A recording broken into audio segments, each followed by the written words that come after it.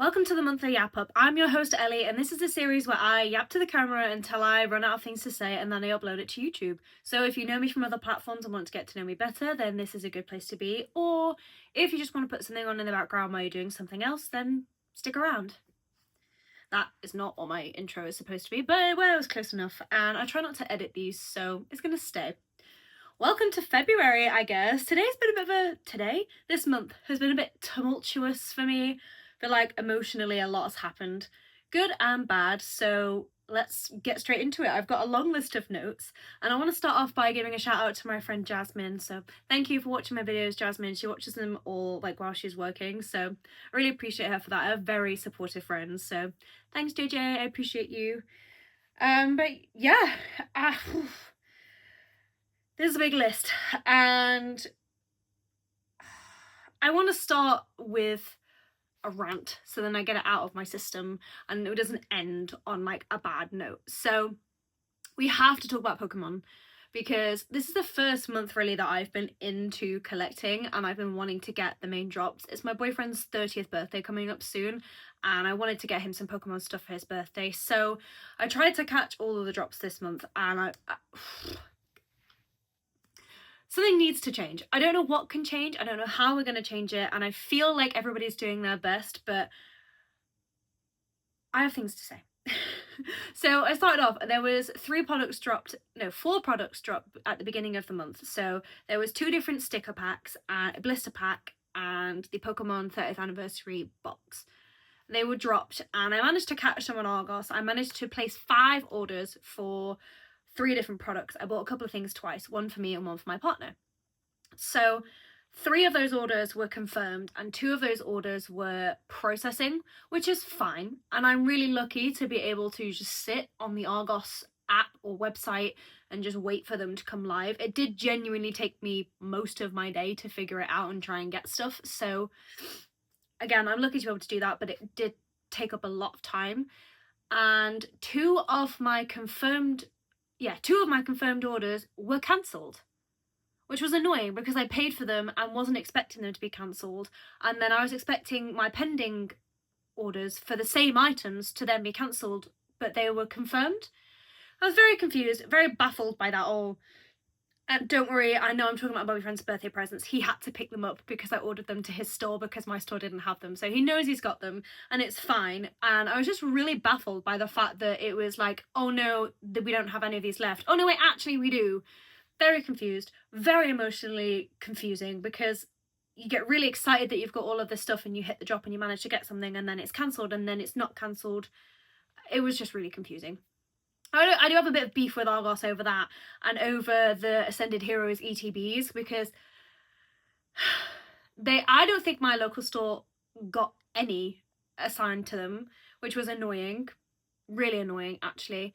And by the time that they'd come online and that they were available to buy online everywhere else, mine were already sold out everywhere for me locally. They didn't have any. And that was really annoying. I didn't get any mini tins either because they were selling out so quickly. I'd kind of not really tried very hard to get them after the whole like ETBs not really existing fiasco. So that was kind of my bad, but also partially the bad of whoever allocates stock because I genuinely think my local Argos didn't get any, and if they did, they probably only got 1 or 2. And I have been hearing that Argos didn't really get any ETBs blanket, so that kind of sucks because it's one of the more reliable places, or I mean it has been for me in the past, but I know people have very mixed opinions about Argos anyway. I'm trying to scoot down the list for anything else related to this subject, and I found another one. My local Smiths, the behaviour of the staff in that on the Pokemon drop day were genuinely, it was disgusting. I've never witnessed something quite like it. So to start off, we arrived at 8, I can tell you exactly the time because I looked at my phone, 8:44 a.m. and I know we were late. People had been out there since probably 4 or 5 o'clock in the morning, so I knew we weren't really going to get any products, but we were going to the same retail park anyway. I just thought we'll go for opening time, see if they've got anything left. It's fine.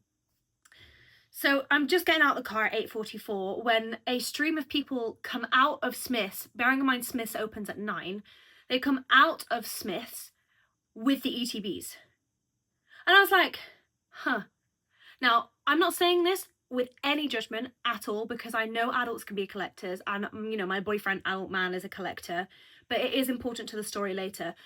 I don't recall seeing a single child. There was a teenage boy, but I'm talking like child baby in a pram. And again, this is important to the story later. I saw one woman. I don't recall seeing anybody other women, and she was with that teenage boy. I don't recall single car being in the parent and child spaces. So it was all very bizarre. When they sent the queue away, everybody was incredibly annoyed because they'd let them all queue outside in the cold, knowing that they didn't have anything left after they'd let people out. They actually let two lots of people out. The first group had about 20 to 25 people in it, I would say, and the second group had about 10. So I don't think there was a massive allocation of ETBs, or, like I said, they could have been more groups of people before that. So fine. People said, I put it on my story because I was really annoyed. People said, Smith sometimes opens early on drop days. And I was like, oh man, I wish I'd have known that. That kind of sucks, but it's not the end of the world. I wasn't really expecting to get anything anyway. They let the queue kind of reform at like 5 to 9. So I was like, you know what's going to happen? They're going to let them in, and they're going to have just said that they've been sold out to let other people have a chance. And if we don't go in, they're going to buy them all up. But if we go in, they're not going to have any. So my poor mum, bless her, she like came and dropped me off that. So I didn't let her drive away. And I got in the queue and I was waiting. And they open, and lo and behold, they don't have any ETBs. And people in the queue are understandably upset. It's half term. They've woken their children up early and they've stood outside in the cold. Granted, only for probably 10-15 minutes, but that's not the point. The point is that it's opening time. And again, everybody gets in the queue, gets their hopes up because it's really short. And by this time, it's wrapping around the building as well in the last sort of 15 minutes before the shop opened. And this is like within the time. So they already sent the queue rate twice. So in the last 10 minutes, I'd say, it had started wrapping around the side of the building. And people are understandably annoyed about the fact that there's no stock because they didn't even put a sign up, and it's also opening time on drop day. And I don't know whether you've ever seen that scene from Jingle All the Way. If you haven't, you can Google it. It's pretty famous. And it's the main character. He goes into a shop on Christmas Eve, I believe it is, and he's looking for the most popular toy in America, and he's left it till Christmas Eve because he's forgotten. And understandably, all of the sales assistants are laughing at him, which that's how it felt. Like, they were laughing at us. It's like we turned up on drop day, like the day the product released all around the world, at opening time of the store, and they're laughing in our faces because they're expecting us to like have product. And like, I'm not being metaphorical, they were quite literally laughing at people. We saw them making fun of us on the shop floor, because I went in and was looking for other stuff. I have a niece, I was looking for stuff for her, I was looking for other Pokemon products that I might have for my birthday or my boyfriend might have. And I overhear them say there was lots of women with prams. And like, if you know me in real life, this isn't like me at all. I am such a respectful person. I understand that retail is hard. The public is horrible. Like, this is why I don't work in retail. I don't like the public. The general public are some of the worst people ever. So I'm generally quite respectful. I'm not mean to staff. I don't talk back. But I was filled with so much rage because I just whipped my head around and he said, sorry, let me try again. I had to build that up. He said, there was women and children with prams. And I whipped my head around and just went, no, there weren't. There wasn't that many. I didn't see any. And he was like, well, you clearly weren't here then. And I was like, I literally saw them all come out with them in their hands. There weren't any prams. And like, again, I'm being very careful. I don't want to end up in a lawsuit. I don't recall seeing a single pram. I saw one woman. I recall seeing one woman. I think now, thinking back at it, I think there was one pram in the second group of people. But at the time, there wasn't that many to have warranted them opening the store early. Saying that there was loads of women and children, for me, was factually incorrect because I saw one woman and one pram. There was nobody parked in parent and child spaces, again, from what I can recall. So by all means, if they can prove it, then I'll keep my mouth shut. But it was just the pure embellishment of what had actually happened. They'd clearly opened early to be respectful to the staff, to help them, to stop it being from being overwhelming, which I completely understand. I respect that. Like, I've been overwhelmed on the shop floor before, and it's terrifying. So I get it, and I get how the public can be. Again, I've worked in retail, but to embellish it so much and make out like they did it out of the kindness of their hearts for loads of children is, from what I saw, incorrect, because there wasn't. The overwhelming majority was men. Again, not judging anybody, because they are collectors too and they do deserve to have their products, but turning around and saying, oh, we opened it early so that the men can come in and get it, has a different ring to it. They were just trying to make people feel bad for being angry that they didn't have any products. And then I heard them laughing at us, laughing at the children that were upset and making fun of us and saying, oh, them angry at us for not having any product, ha ha ha ha ha. And I was like, of course we're angry, the shop's just opened. And I just left after that because I was like, I'm not dealing with it. And this is after having told multiple families that they'd opened early for other families and they'd opened early to sell it all off. Which, again, don't get me wrong, completely valid. I understand that from a sales perspective. I understand that from the perspective of fairness, because once the store opens, it's kind of a free-for-all to where you buy them. And it kind of guarantees that the people that were in the queue first can actually go and get what they want and what they deserve because they were there first.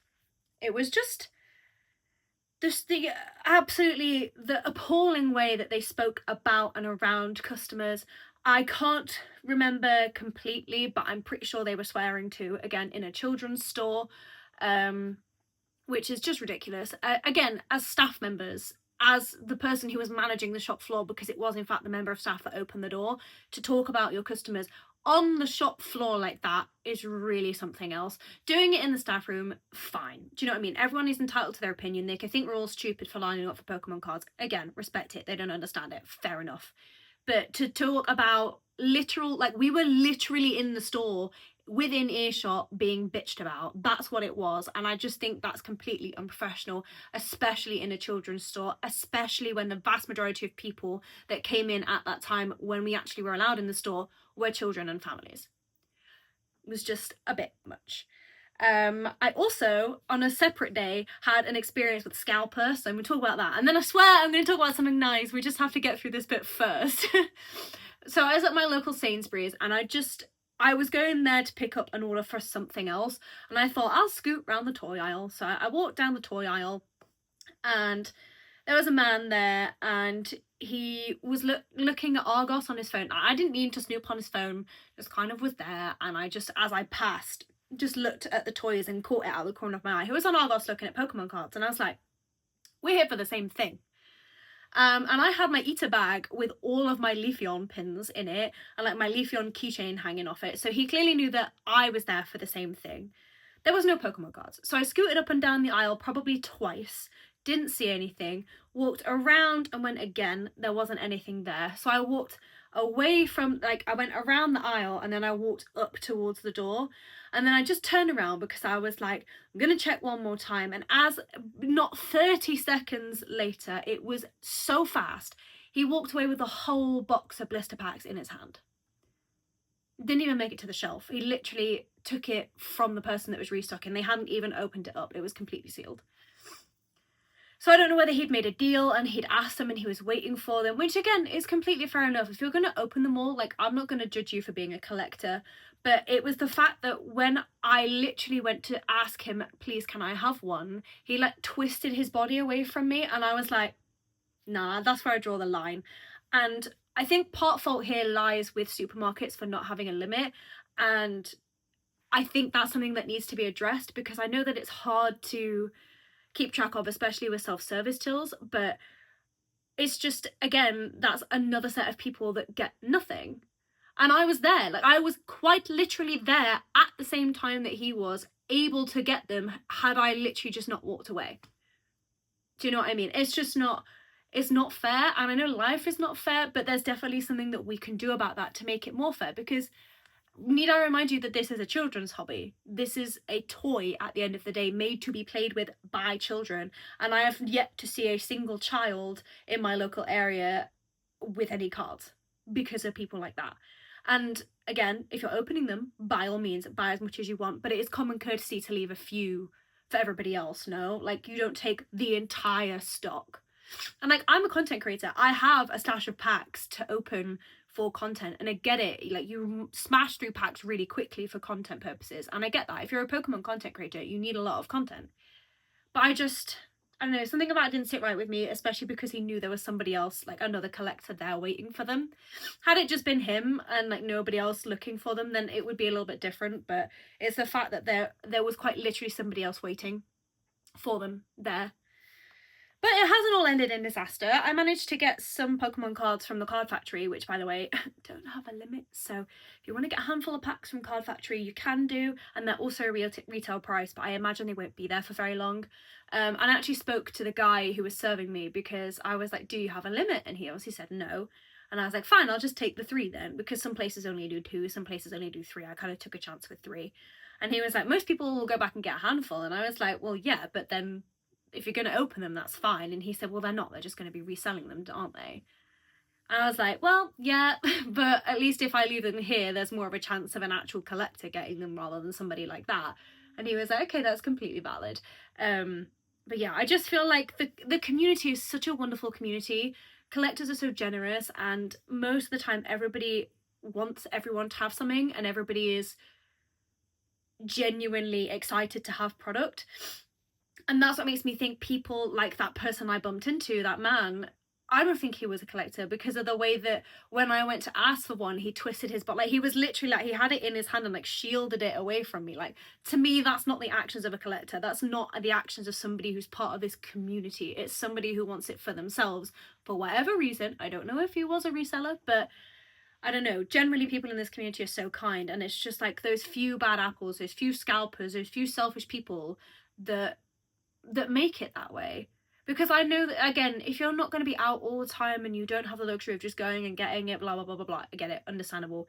But I just feel like the Pokemon community is losing the sense of community in some places. Everybody is quite self-centered. But yes, it didn't end in disaster, because I did get some, and I did actually manage to get an Amazon link for a couple of mini tins. So I managed to get one for me and one for my boyfriend, which again, he knows about because I asked him if he wanted it. So yeah, I did manage to get a few things. I'm going to try really hard to get an Ascended Heroes ETB. I'd really like to get one, not just for me. I want to get 2, one for me and one for my partner, because he works all the time. Like, he works 9 to 5 actually 8 till 4 every single day. So like, that prime window of actually being able to get stuff, he's working really hard. He's working to pay for us to get a house. So the least I can do is get a couple of things for him. But yeah, this whole month has been very interesting. One other thing I add about the Pokemon conversation is that so many people were just like, why don't you just take a day off work to go and get Pokemon cards? Sorry, what? Taking a whole day off work to go get Pokemon cards? Like, first of all, I'm self-employed, I don't have holidays. Second of all, a whole day off work. Are you actually serious? If you're a shift worker, you could rearrange your shifts and, have like a Friday afternoon to go out on the Friday morning to look for cards, because by 10 a.m, not even that, by 9:30, everything was gone. So I don't need to take off a whole day. I think that's genuinely ridiculous. And to turn around and be like, you just clearly not good enough connect. Hold on. I'm very passionate about this, so I'm stuttering. But I've genuinely seen comments on social media, and this is genuinely just a chronically online take, but people being like, you're not a real collector if you don't take days off for drops and then whine about it. It's like, I don't know, I just feel like that's such a strange thing to say. Like, A, why are we policing how people collect? And B, it shouldn't be that way. It's people like you that take those days off and buy all the product that means people have to take days off in the first place. I don't get it. I really don't. And I just think it's so bizarre, and there's such a lack of community, and such a wonderful and generous community, particularly in the online spaces, really lacks community. And that's generally the way that it is online. And that's like, again, I'm going to lead into like how I feel about social media, because I've been seeing a lot this month. Again, I want to just carry on the rant and then we'll stop it. Because I've seen a lot this month on social media, not just in the Pokemon community, but just like a lot of hate and a lot of negative opinions. Again, you're well entitled to have them, but whatever happened to you, if you don't have anything nice to say, don't say anything at all. Like, that's how I was raised. That's how my generation was raised. That's what I was taught, and a lot of people my age were taught. But somehow the people that taught it to us, my parents' generation, those are the people that are being mean to people. Those are the people that are spreading their hate, as well as younger people. Again, I'm not saying that people don't make mistakes. I was so uneducated. I live in the tin pot middle of nowhere, and my sense of the world is so narrow, and has been so narrow since I was a child, because we're just such a small community. Like, I, you know, off the top of my head, probably can think of 5 people of colour that I went to school with, and 2 of them were brothers. And honestly, off the top of my head right now, I can picture 3 people, and that was like the only people of colour in my whole school, with a handful of children across like the whole school, because we weren't a very diverse village. I couldn't even tell you, I didn't know a single person that I can recall, maybe 1 or 2 ex-boyfriends. Don't get me started. 1 or 2 ex-boyfriends, I don't know why I did that, who then came out as gay. And there was no queer community. I can think of 1 person from my childhood who is trans, and we're just such a small, narrow community. And the stuff I was educated on was so limited. I didn't have a community behind me. I didn't understand things the way that I understand them now. I didn't have life experience. I made mistakes. I said things that were, you know, rooted in racism and things that were microaggressions, because I just didn't know any better. Now that I do, I would never say it again. But the difference between when I was a child and when people now is that those things weren't broadcasted on the internet. I made those mistakes at home. I made those mistakes in my friendship group, and they pulled me up on it, and I learnt from it. It wasn't broadcast on the internet. Do you know what I mean? And I feel like, because we have access to so much, we make so many public mistakes, we have so many public opinions, which, again, it's fine to have a public opinion and it's fine to make mistakes. I just think there's a lot of young people nowadays. I'm like thinking about what's happened recently. I'm really struggling to speak today. What's happened recently with the BAFTAs and John Davidson, and people really lacking an understanding and a deep understanding of Tourette's and how Tourette's works. People like genuinely suggesting segregation, genuinely suggesting muzzling people. Like, again, they don't understand that that's what they mean, and those are not mistakes that should be public. That's the type of thing you say in your own home with a lack of education, and you seek out an educated answer. Do you know what I mean? And I feel like I've said things akin to that in different areas. I've been very lucky. I'm very educated. Well, not lucky, but I'm lucky to be educated on disability. I have disabled people in my family, so I understand that a bit more deeply, and I'm a lot more empathetic towards that than some people are. But I lack education in many other areas, so I won't speak on things that I don't understand, or that I think I might not fully understand. I also, generally, if I have a negative opinion on something, I won't talk about it, because I know that my negative opinion, could be perceived by somebody like that it will deeply upset and offend, and quite rightfully so, because I might be uneducated on it. You know, and I've learned that from being on the internet, and I feel like people will learn that, but I learned that in a sense where it's not something that's massively damaging. Like, I've said things off the cuff and thought, that's probably quite offensive to people, or it's going to come across in a way that I don't mean, or I've commented something and I've commented things based on my experience, which I now know is completely lacking. I thought I was very progressive. I thought I lived in a progressive area. Spoiler alert, I don't. And I didn't know that, and I was uneducated on that. So I've learned from that, and I've stopped doing that.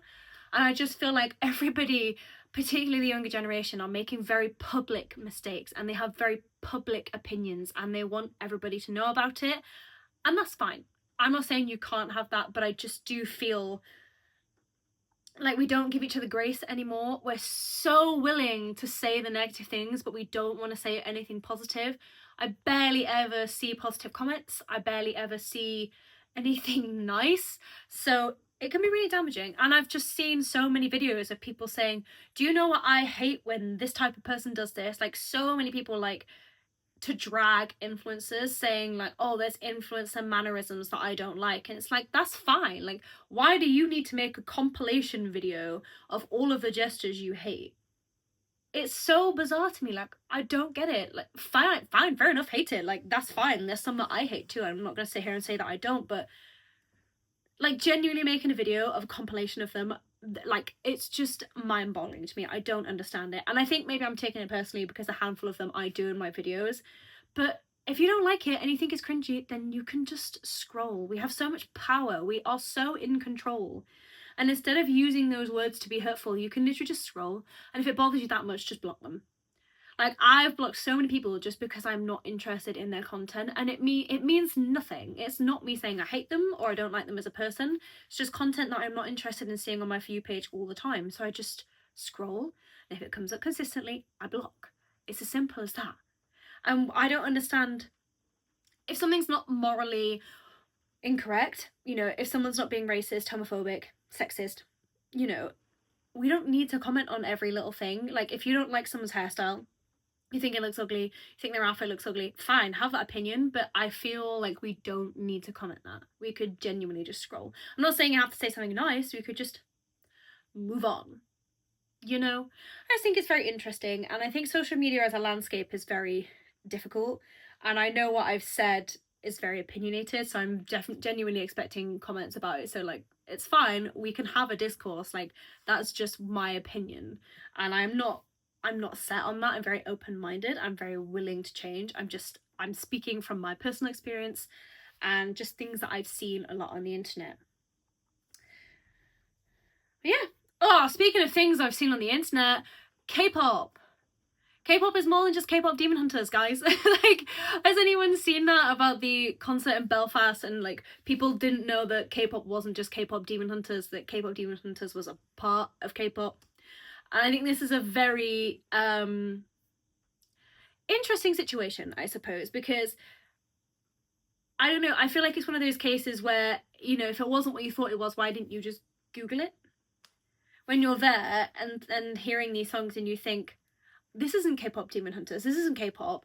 It takes 2 seconds to pick up your phone and Shazam it, to Google the song, to Google what K-pop is, because again, if you got on to that point where you're actually physically at the concert, I fear that it might be you that's the problem here. Like, it takes you 5 minutes to Google. If you haven't done that before, A, you're not interested enough in what your children are watching. They could be watching God knows anything.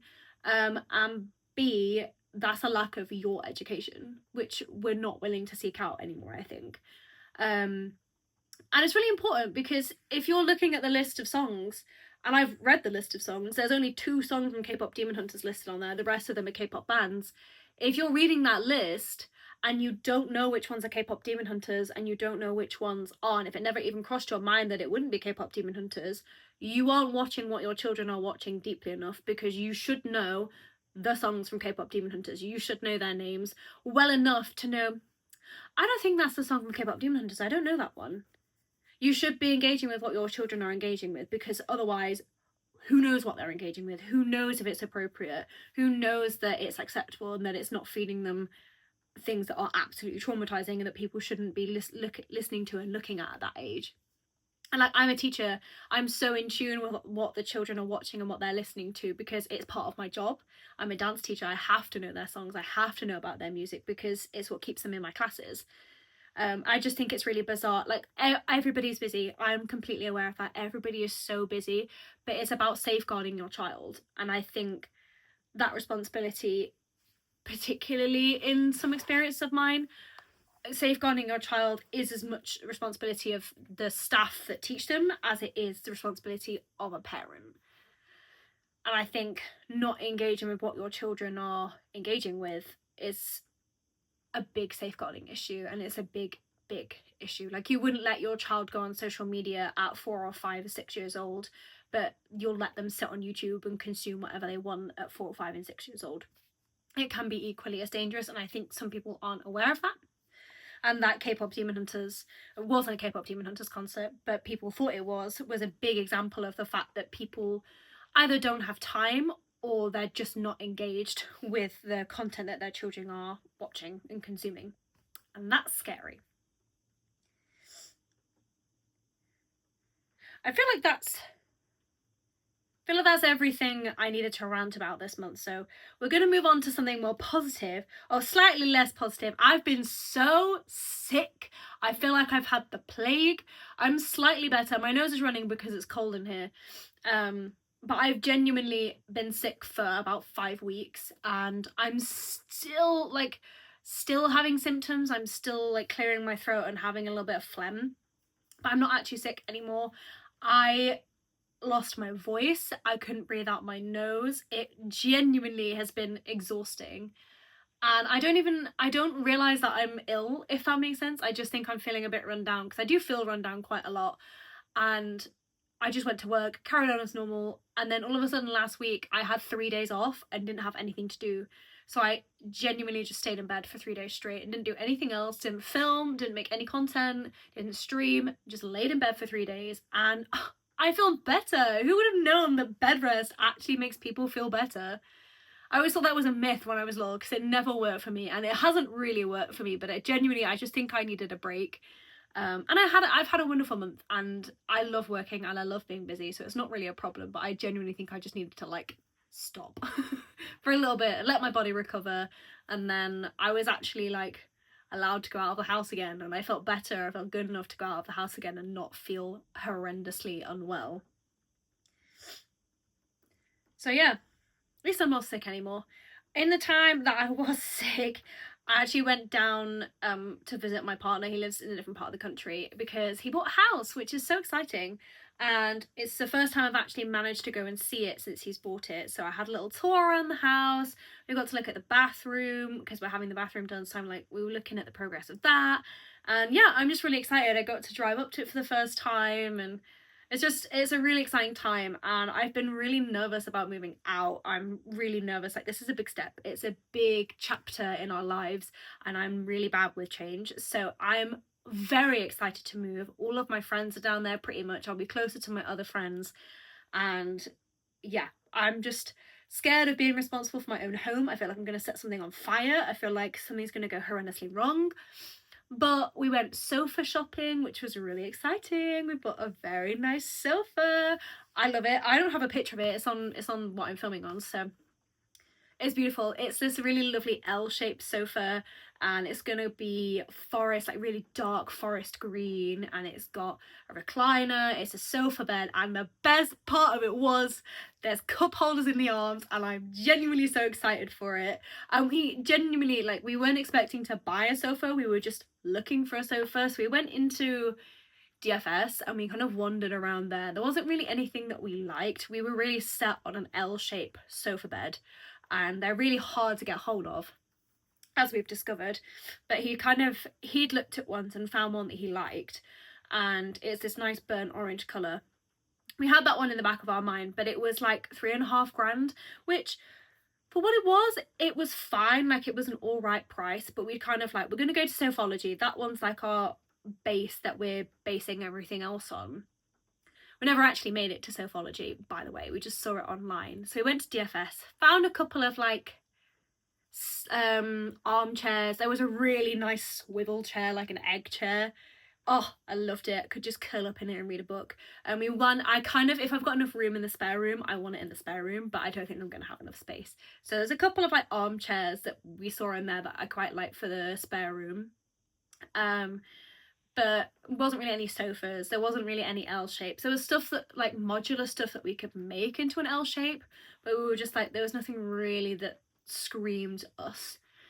And then we were like just wandering in the retail park, and we went, there's a furniture village there, but I'm not really sure if that's our vibe. So we went in anyway, just because we were there and we could scout out the different options, look at furniture for different rooms and stuff. We just kind of went round, and I was really unimpressed. There wasn't really anything that like was our style. And then right at the back, there was this beautiful sofa, stunning L shape sofa bed, recliner chair, And we sat down in it and I was like, this is nice, like this is a nice size, is it gonna fit? So we measured it and it's gonna fit. And I was like, it does say it's a sofa bed, so we could have this one. So like we're looking through the swatches and they asked us if we needed any help and we said no. It wasn't an orange swatch, we wanted an orange sofa, like a burnt orange sofa. There wasn't an orange swatch, so we were both like, not really sure, but we did find the really nice dark green one. And then we sat in it and we both kind of just looked at each other. We didn't say anything, but we could both tell from each other's faces that we were like, this is the one. And we just kind of went. And then they came back and he was like, would you like me to show you the sofa bed? And we were like, yeah, we'd love that actually, thank you. So he was like, oh, there's also a recliner in that chair. And I was like, so I immediately get in the recliner, put the recliner up, and I'm like, yep, this is really comfy. The sofa bed literally just pulled straight out and it was really easy to put away. And then he showed us the arms and we both just kind of went, yeah. And then it was a grand cheaper than the other sofa, and then it was on sale anyway. So then we got a lot of money off it, which was really nice. So we loved the sofa and we bought it, and it should be delivered in May. So I'm hoping to show you guys eventually videos from our living room on our new sofa. And yeah, I was just really excited about that, and I loved it, and I love the colour.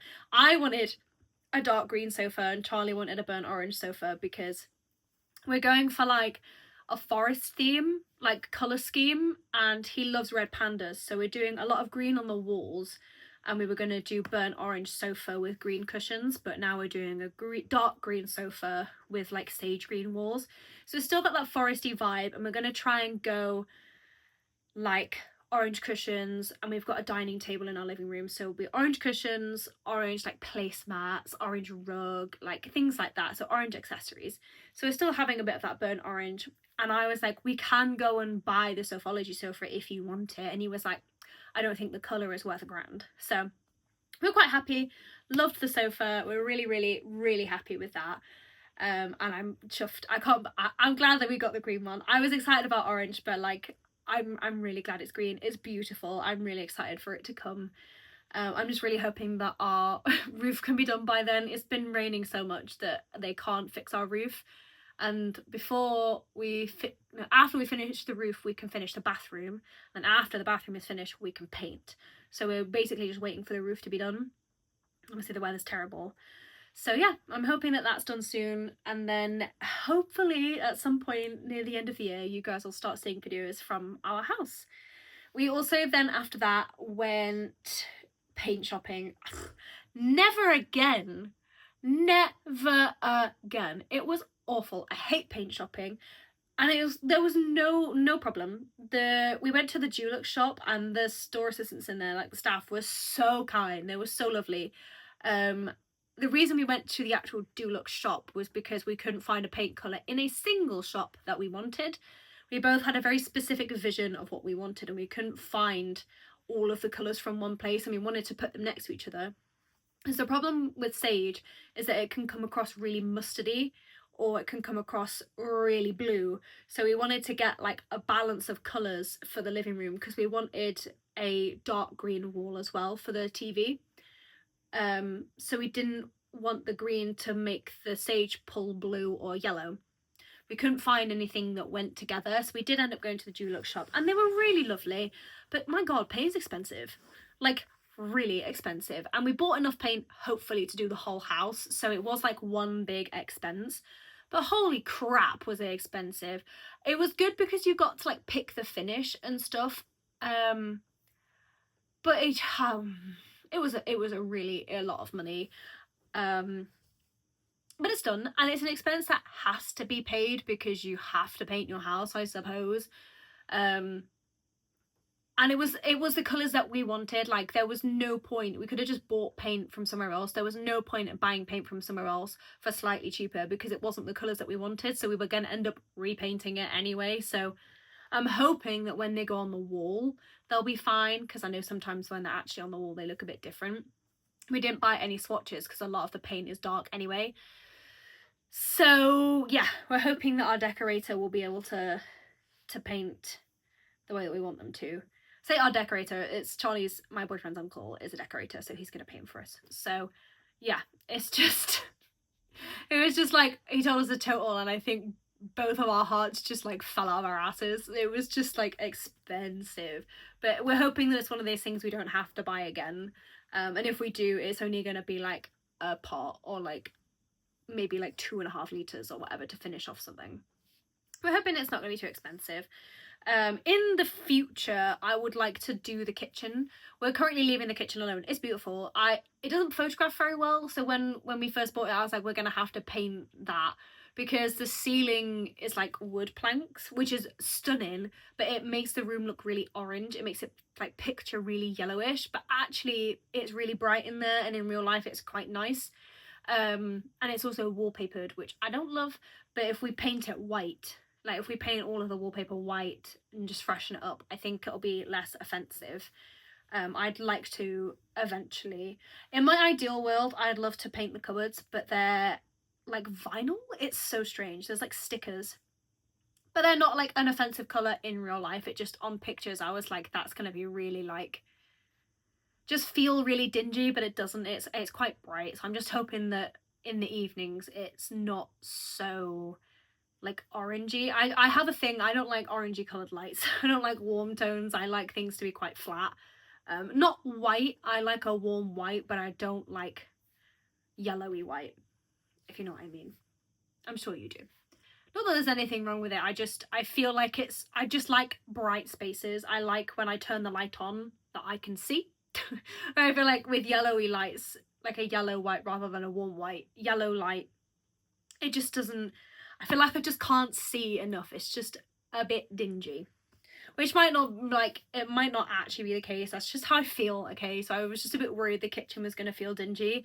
And you know, when you're preparing food, like, you don't want that dingy feeling. Like the same way in the bathroom, I don't like that, like, dim. I think dim is the word. I don't want it to feel dim. I want to be able to feel like I can see that the food I'm preparing, and that like all of the bathroom surfaces, I want to feel like everything is clean and everything is done correctly. I have a thing about cooking, so I just wanted to make sure it's bright enough that I feel like I can see properly. But it feels like that's okay. After all that, I was like worried, and I wanted to replace the kitchen. Like, not replace it, but I wanted to paint the cabinets and have the countertop be a bit brighter, because it's like a dark brown, which again sounds really ugly, but actually in person it's quite nice. So yeah, I was a bit worried about it like being really ugly, but we managed to buy paint, and everything is going to look really nice, and we managed to drive it to the house in one piece. We were really worried about it falling over in the back of his car, but it didn't, so we were fine. And then we went for some lunch, and after lunch we went to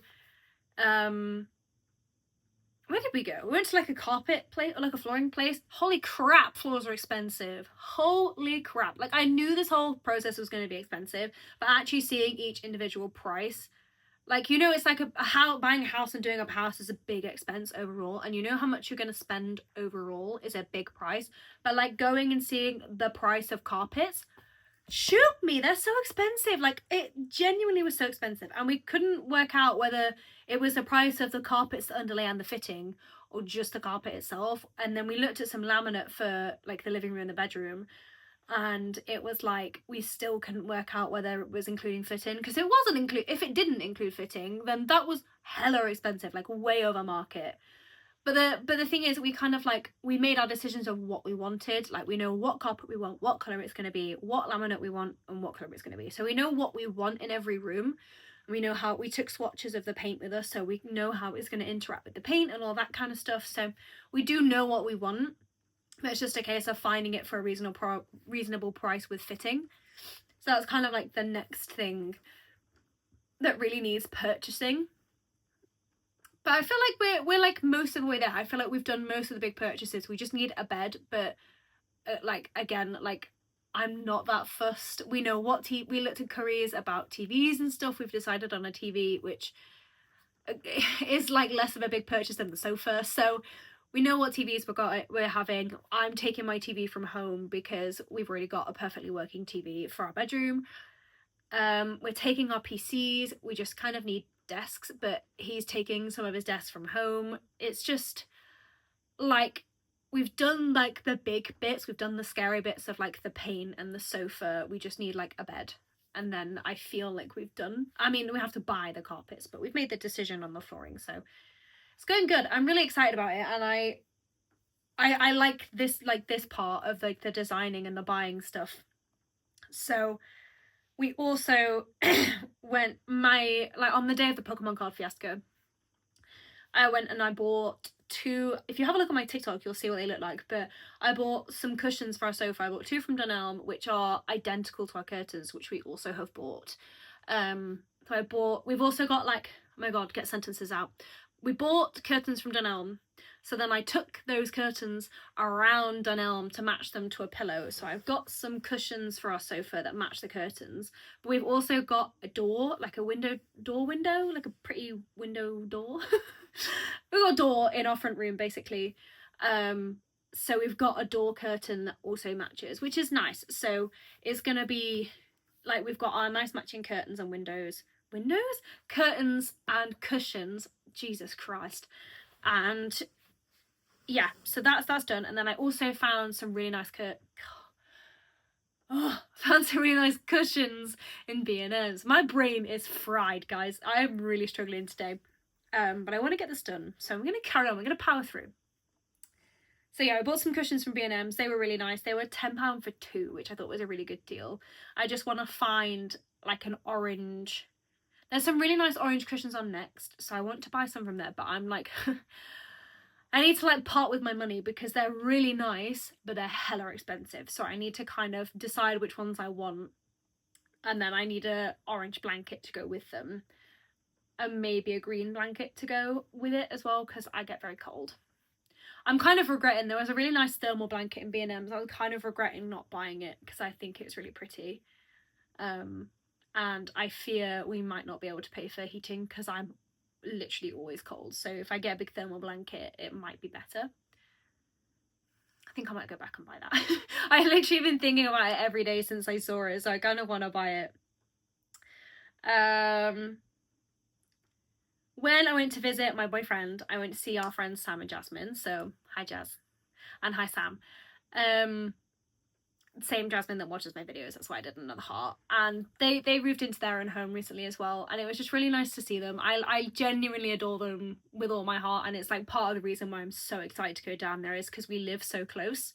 Our houses are so close to each other. So guys, you're never gonna be able to get rid of me. Just saying. Like I don't do anything during the day, so you know, it'll be nice to be down there and like not feel like we have to go somewhere to be able to see each other. And we've been like that for the past couple of times. Like it's nice to like just go and sit down, and like we used to go to a board game cafe, which was great, but it costs money, or go out for a meal, which was great, but it costs money, rather than being able to go over to our house and cook for each other or order a takeaway. So it's a lot cheaper to be able to like just go and hang out at one of our houses.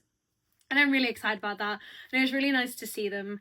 And yeah, they just make me feel very loved and welcomed, which is really sweet of them. And I'm really excited to be able to actually like live around the corner from them.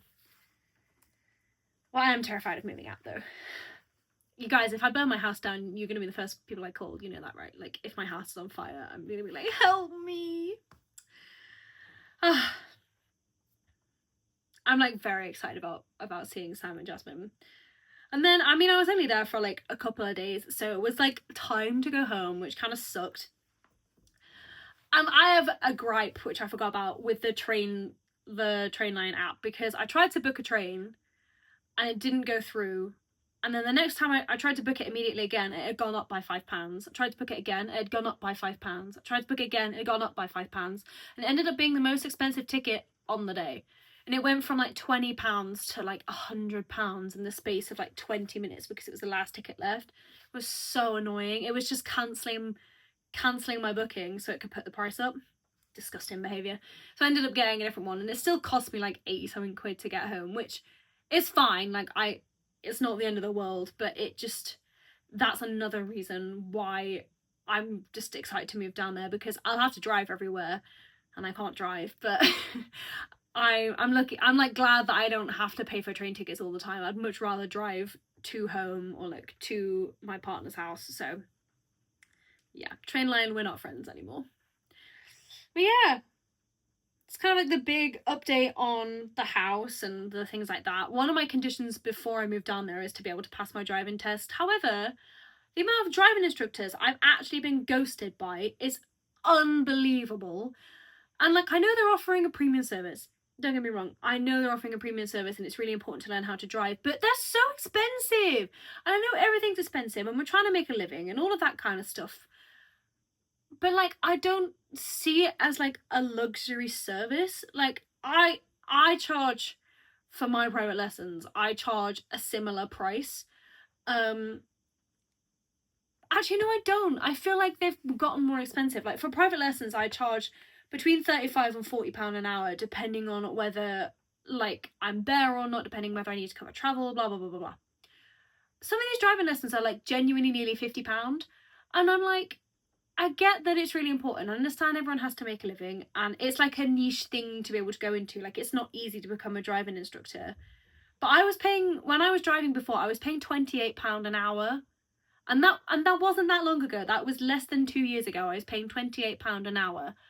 And again, it's not their fault. The cost of living is so much higher, but I really begrudge paying a ridiculous amount of money. Like, I'm not emailing those driving instructors that are really expensive for their lessons, because I literally can't afford to pay for them. But I've been emailing and messaging people with slightly lower rates, still like over £35. But it's like, it's a necessity. I need to have it done, and those are like the cheapest prices now, so I can live with that. But I imagine they're so busy, which is why I think none of them have replied. Literally none of them have replied. And like, a couple of years ago, less than 2 years ago, I was ready to take my driving test. It was just a fluke that it didn't happen. And now I'm gonna have to retake my theory test, rebook my driving test, and I'm not going to get it done before the date that I leave, because literally nobody responds to me. Like, I don't know what else I can do. Like, I've emailed them, I've texted them. The only thing I haven't done is ring them, but like, I'm not that desperate. I'd rather actually just wait to go down to Plymouth, and not to Plymouth. I've just revealed where I'm going, but it's fine. Plymouth is a big place. I'm going down. I'd rather go down to Plymouth with my boyfriend and then try and figure it out then. Because I just feel like the ship has sailed for me learning to drive here in the Midlands. So yeah, I've given up. I love my car, don't get me wrong, I love my car. I adore it, and I will be taking it with me if it survives, because it's very old. But I don't drive now. It's become a big mountain again. I don't like driving, I don't like being on the roads, and I've really always been scared of it. But when I came home from uni and I thought, this is my next step, this is the next thing I have to do in order to continue and progress my life and my career. So I got over it. I was like, I've made it, I'm ready. Like, I've waited so long, and now I've not pushed myself, I'm ready to do it. And now it's been a long time since I've been in the driver's seat, and I just don't want to do it again. Like, it's become a big mountain again. I've become scared of it again, and I don't even want to drive my own car, even though I love it so much. Sad. It's very sad, but it's okay. And I will do it eventually. I will get around to it. I think if I do move down there, I think it will refresh my motivation for doing it. And I really, really, really don't want to push myself into doing it, because the other option is doing an intensive course. But if I fail my test at the end of that, I will never get in the driver's seat again. And I'm begrudging, and I'm reluctant to do a crash course, which is like where you do it all in a week, because I can't drive for more than an hour at a time, because it's so overwhelming for my nervous system. It causes me so much anxiety. Like, I won't be able to do it for a day. Maybe by the end of the week I'll be able to do it, but I'll be surprised if I'll be able to do it by the end of the week. But it will just cause me so much physical anxiety. I think it genuinely might make me poorly, so I don't want to put myself through that, and I feel like I don't have to put myself through that. There are other options, and I just have to kind of be persistent with it. But I just don't want to be persistent. It doesn't really matter to me that much right now. I'll figure it out. And while people aren't replying to my messages, I feel like it's a sign. I feel like the universe is just saying, just wait. Just wait. That's what I'm doing. I'm just waiting. But I'm hoping to be able to pass my driver's test before I move down there. But I feel like that's not going to happen. Speaking of exams and tests, I did a theatrecraft teaching exam, and to be honest, if it weren't for the fact that it was on my notes, I genuinely would have forgotten about it completely. I was so chill about it. So for what I'm doing, to give you a bit of context for what I'm doing, I'm a dance teacher and I've been dancing since I was 2. So my like natural progression is to take my dance teaching exams. Each exam is split into 3 different units. Unit 1, which is a written portfolio about health and safety, policies, all of that kind of thing.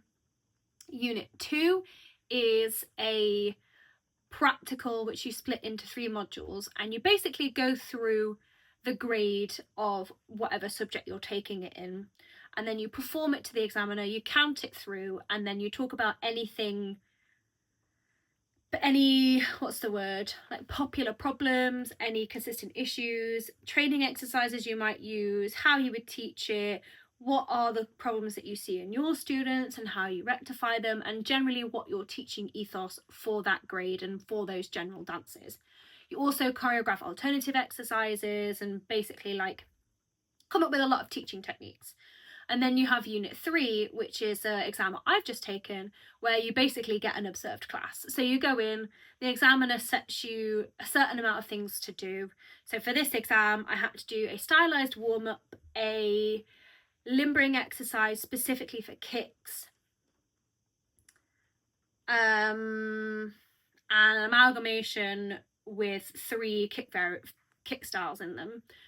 And you know, you have to, you can be a certain amount of prepared, like you can have a playlist prepared, you could have example exercises prepared, but you don't actually know what she's going to ask you. So while I had a plethora of things prepared, I still did have to do a bit of choreography in the exam, which is fine. Like it is that, like, you have to splice exercises together and all of that kind of stuff. So I think I did really, really well. And then I've choreographed it, she's read through my portfolio, and I bring the girls in, and then I teach the class, and I teach for sort of 20 minutes or so. They then go out, and then I have a conversation with the examiner about the class.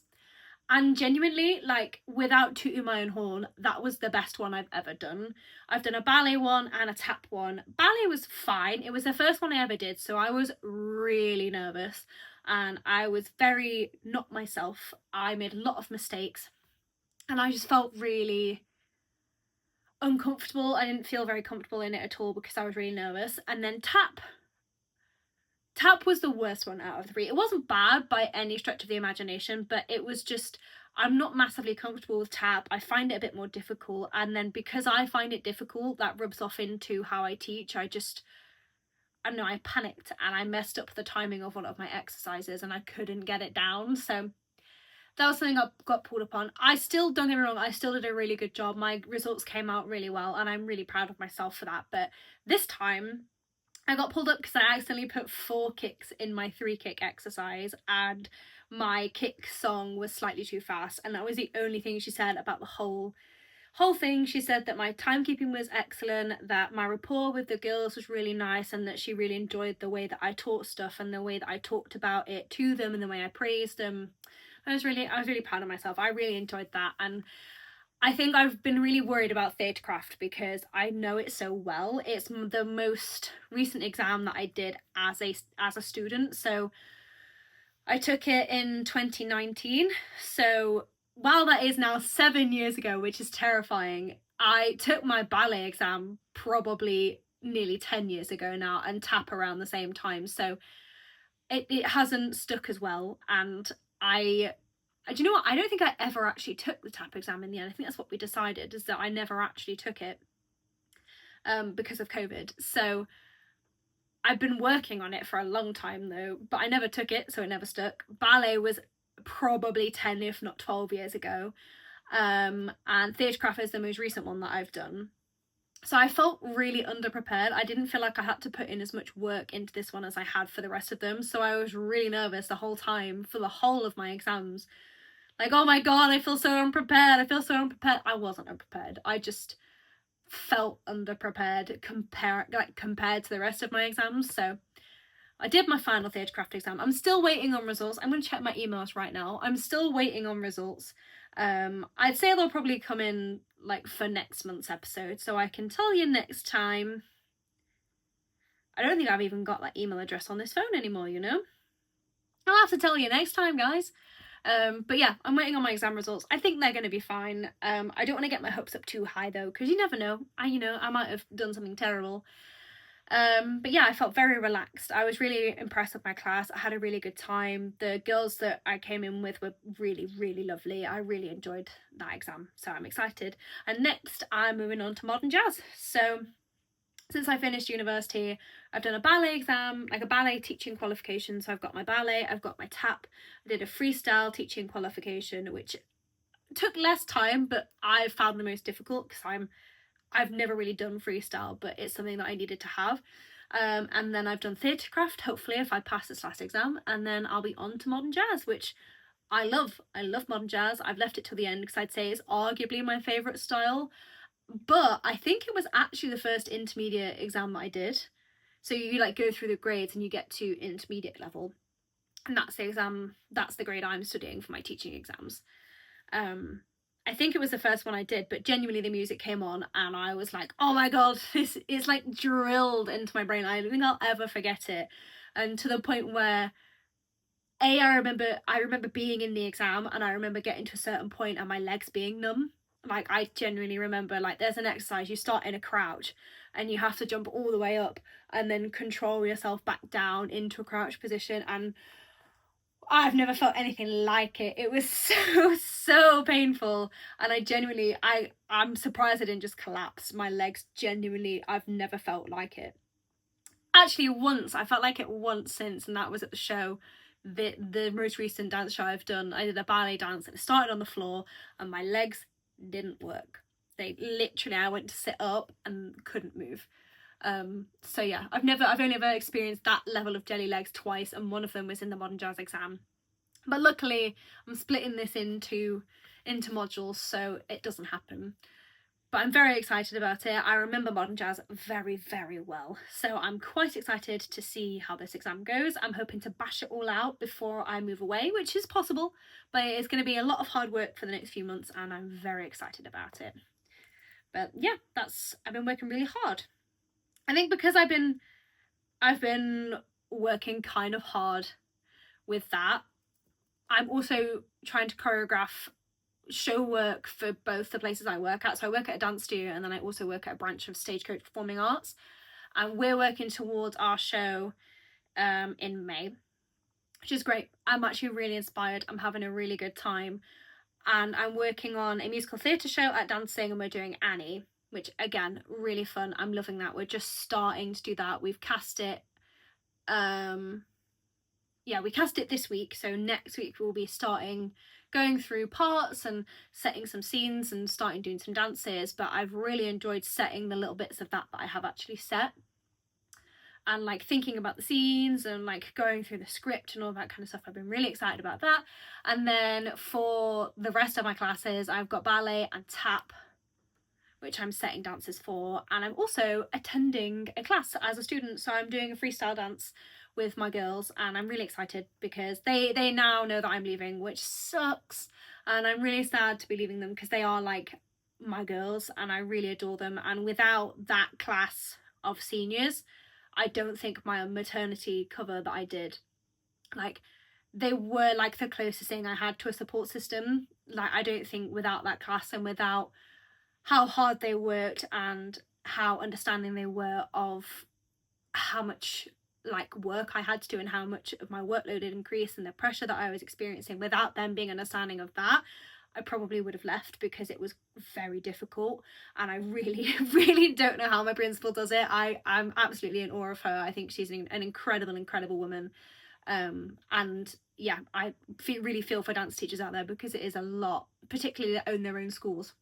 It's a lot of work, it's a lot of like effort and pressure, and I'm just like, I'm really gonna miss those girls when I'm gone because they were there as close to a support system as I possibly could. Like, if they didn't work hard, they didn't pull their weight, then it would have made everything a lot more stressful.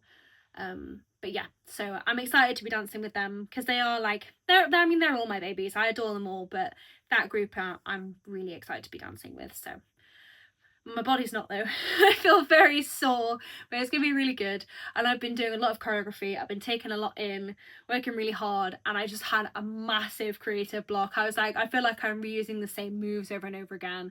I don't feel like I have enough brain space to like create it all. Like you need to have like a certain amount of energy and space in your brain to be able to create. And like even with content creation, it's been hard. And because I've been sick as well, I've had so much brain fog.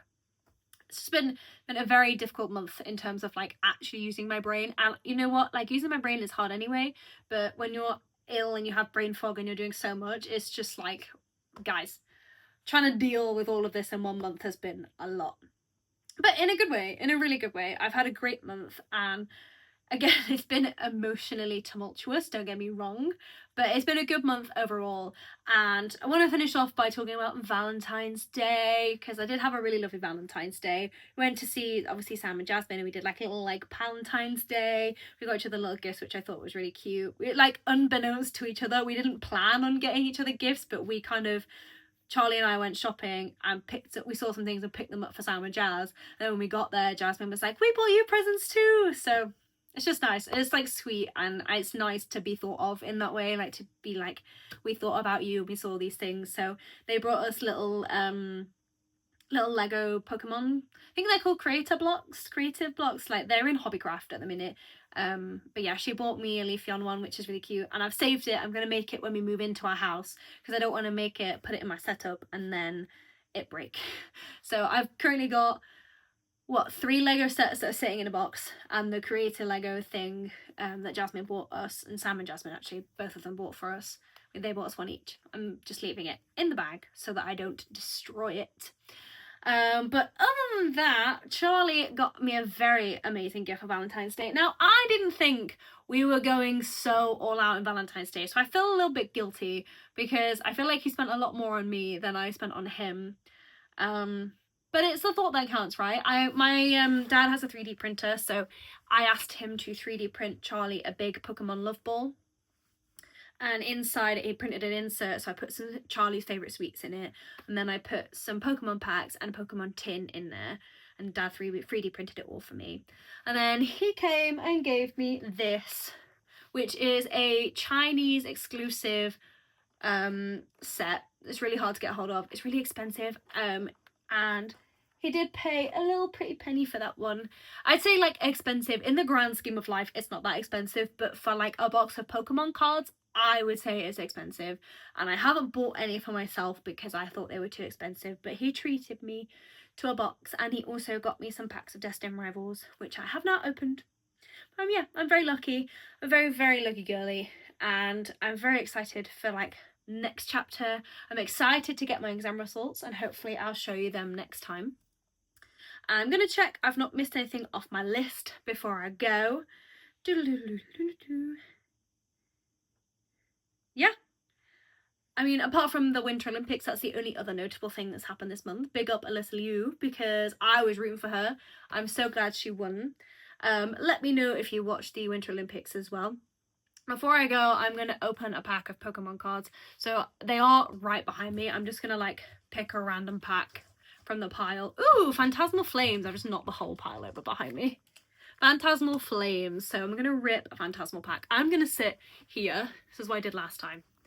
I'm going to sit here, and then I'm going to show you them here. But it's on cinematic mode, so I don't know whether it'll actually focus on them. Immediate silence because I'm concentrating. I heard the Charizard comes in the Lopunny packs, and this is a Gengar pack, so I don't know if this is actually going to work. Ooh, a fighting energy. Okay, if I sit like this, I can see them too, and it like focuses on them. Smeargle? I always read this as Smeagol, even though it's not. Toxel. Bronzor. Mimikyu. I think this card is so cute. Wigglytuff, also a very cute card. I think I've got the matching Jigglypuff in my binder, so that might have to go in there too. Eternatus.